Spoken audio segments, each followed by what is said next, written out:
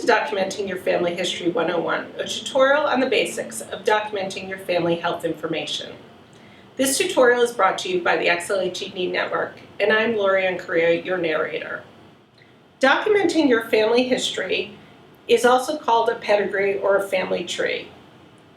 For this example, we're going to use X-linked hypohidrotic ectodermal dysplasia, or XLHED, as the genetic condition we're documenting in your family. And we will end up with this picture. For documenting your family history, there are basic symbols that are used. A square indicates a male, a circle indicates a female, and a diamond with an N or a number in it indicates males and females of a sibship. A square or a circle that is half shaded indicates a carrier for an autosomal recessive condition. A circle with a dot in the middle indicates a carrier female of an X-linked condition. A square or a circle that's completely filled in indicates a male or a female that has a genetic condition. And a small diamond with a P in it indicates a pregnancy of unknown gender. Then there are relationship lines. So for example, the first line indicates your relationship with the person you're having children with. A line coming down vertically from that is a descendant line. A horizontal line from the descendant line is a siblings line. And then small lines from that with circles or squares from them indicate males or females in that sibship. And the last set of lines coming down from a person indicates no children. We'll start your family history with you. You're Lucy and you're 38 years old. We indicate you with a circle. You're married to Bill, who's 38 years old. We indicate him with a square. Then we add your children. You have a girl, a boy with XLHED, and we indicate that he has that by shading in his square. And then you're pregnant with a baby of unknown gender. Your parents are indicated with a square for your father, who's 67, and a circle for your mother, who's 66. Then we want to add in your siblings. You have a sister, Mary, who's 36, a sister, Jane, who's 34, a brother, Joe, who's 33. He has XLHED, so we would shade in his square. And then a brother, Mike, who's 30. Mary has 2 children, a girl and a boy, and Jane has 3 children, a girl and 2 boys. The youngest boy has XLHED, and again, we would shade in that square. Neither of your brothers have children, so we'd indicate that with lines below their symbols.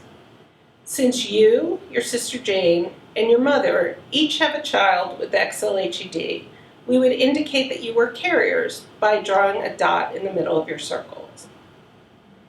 We always want to include a key so that it's obvious what we're indicating on this pedigree. Lastly, you want to put your name because you're the person who documented the family history and the date you documented it. That way you have a reference point if you go back to update the information. There are resources available to you for documenting your family history that could be helpful.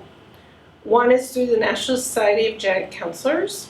The second is through Genetic Alliance, and they have a family health history tool.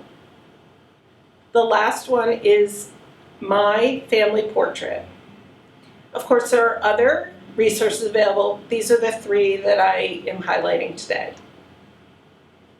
The XLHED Network, which is sponsoring this tutorial, is an online website that provides information about XLHED as well as support and resources.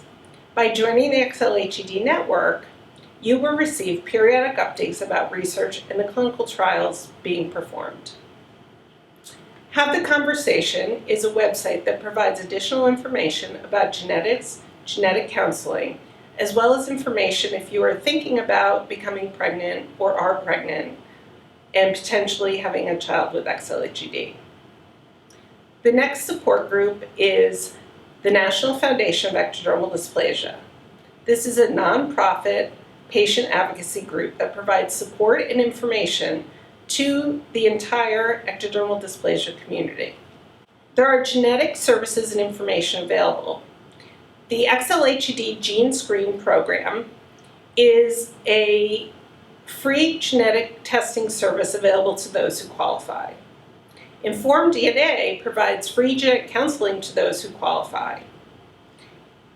Lastly, there are webinars available on the XLHED network, both about genetics, genetic counseling, and EDI 200, the potential treatment for XLHED, which is currently in clinical trials. Additional resources include the XLHED network Facebook page, YouTube videos, and Edinburgh Pharmaceuticals Twitter account. The reference used to create the family history in this tutorial can be found in the video description below. Thank you for joining us for this tutorial today, sponsored by the XLHED Network.